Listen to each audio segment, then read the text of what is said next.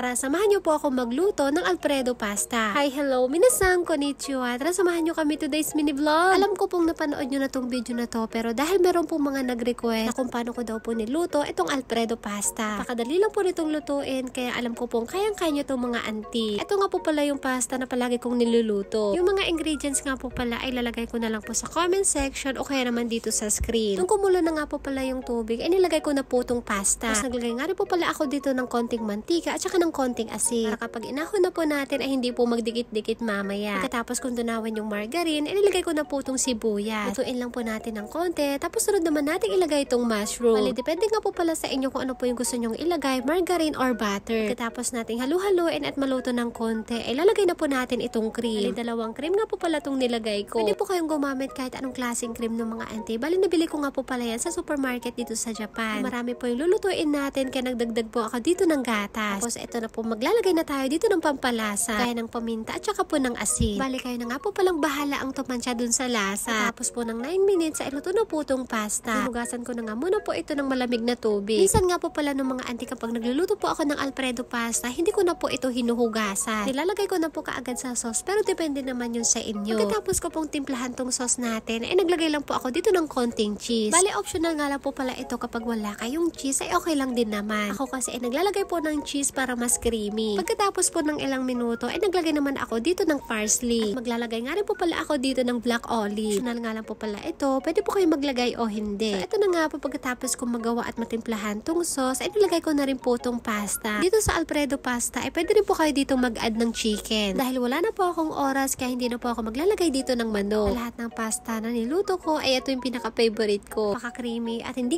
ko po ito pagsasawaan. So, ito na nga po pagkatapos ng ilang minuto, tapos ko na rin pong lutuin tong ating Alfredo pasta. O, diba? Napakabilis lang po lutuin. Bale, ito nga po pala yung handa ko ng birthday ko mga auntie. Dahil may mga nag-request po ng ingredients, kaya gumawa na lang po ako ng panibagong video. So, yun lang po. Maraming salamat sa panonood. Thank you for watching. Sayonara and...皆さんありがとう。サラミマラパポ。